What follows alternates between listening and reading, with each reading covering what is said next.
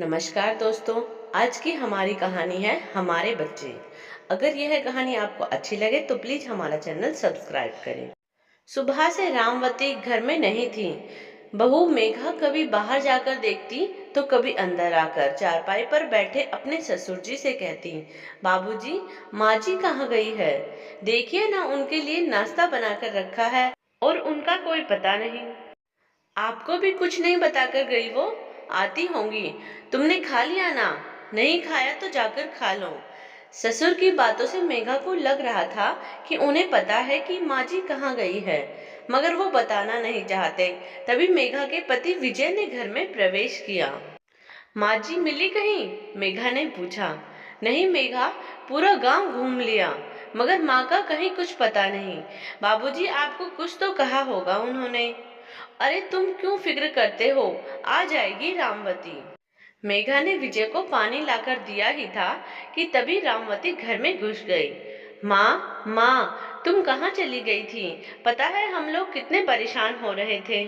मगर रामवती बेटे की बात अनसुनी करते हुए सीधे अपने पति के पास पहुंची और मुस्कुरा उठी। बात बनी क्या? हाँ, बाबा जी बता रहे हैं बहू पर पूजा दोष है। यदि पूजा करवाओगी तो मनचाही मुराद पूरी होगी। पूरे 20,000 का खर्चा है। करोगी तो हमारे यहाँ भी पूजा? माँ कैसी पूजा और कैसा दोष?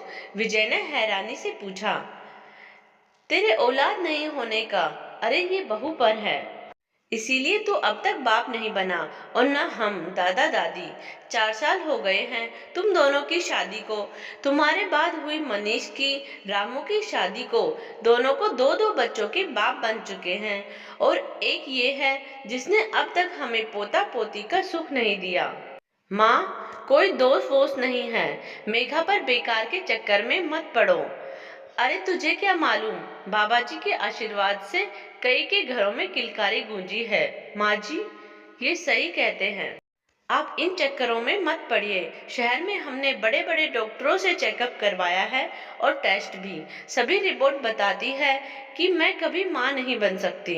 मेघा का जवाब सुनकर चारपाई पर लेटे हुए ससुर तेजी से उठकर बैठ गया और बोला, अच्छा, तब हमें सचमुच किसी पूजा वगैरह करवाने की जरूरत नहीं है रामवती। कोई लड़की देखकर विजय की इसी साल दोबारा शादी करवा देते हैं। अभी विजू की उम्र ही क्या है। हाँ जी, सही कहते हो। हम विजू का दूसरा ब्याह करा देते हैं। माँ बाबूजी, ये आप दोनों कैसी बातें कर रहे हो? क्या मेघा ने कभी आपकी देखभाल आदर सम्मान में कोई कमी की?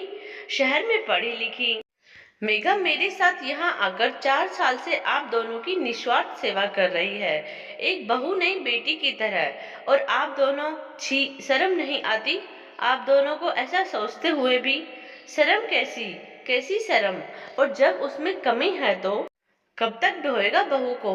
अगर गाड़ी का एक पहिया खराब हो जाए तो दूसरा लगाकर जीवन की गाड़ी बढ़ाना समझदारी होती है। अच्छा, यदि आप दोनों इस बात पर सहमत हो तो रुकिए। कहते हुए विजय अंदर अपने कमरे की ओर दौड़ा। विजू रुको, नहीं विजू, मेघा चिल्लाते हुए उसके पीछे दौड़ी थी। मगर विजय तेजी से अटैची में से पेपर्स निकालकर ले आया और अपने माँ बाबूजी की ओर रखते हुए बोला, कमी मेघा की कोख में नहीं, आपके बेटे के शरीर में है। डॉक्टर ने 3 बार टेस्ट करवा कर देखा। मेघा तो माँ बन सकती है, पर मैं कभी बाप नहीं बन सकता। तो अब बताइए माँ बाबूजी, यह सब जानने के बाद आप क्या मेघा दूसरी शादी करने की अनुमति देंगे क्या? अब भी जीवन की गाड़ी का एक पहिया खराब हो जाए तो उसे बदलने का साहस दिखाएंगे? मैं इसे इतनी बार कह चुका हूँ, तुम मुझे छोड़ दो, जिंदगी में आगे बढ़ो। मगर ये कहती है कि ये मुझे इस जन्म के लिए नहीं, अगले 7 जन्मों तक अपने जीवन साथी के रूप में चुन चुकी है। और बच्चों की कमी तो माँ बाबूजी दोनों है ना हमारे बच्चे। विजय कहते हैं बूढ़े बच्चों के जैसे होते हैं तो माँ बाबूजी दोनों को हम अपने बच्चों की तरह प्यार करेंगे। बताते हुए विजय रो पड़ा। रो तो उसके माँ बाबूजी भी रहे थे, अपनी सोच पर शर्मिंदा होकर। दोनों उठकर मेघा के आगे झुकने ही लगे थे कि मेघा ने दोनों को पकड़कर कहा, माँ बाबूजी बड़े आशीर्वाद देते हुए ही अच्छे लगते हैं। बस ये स्नेह भरा हुआ हाथ अपनी बेटी के सिर पर हमेशा बनाए रखना, कहते हुए दोनों से लिपट गई। वहीं विजय भी उनसे आकर लिपट गया। यह कहानी आपको अच्छी लगी हो तो प्लीज हमारे चैनल को सब्सक्राइब करें। Thank you.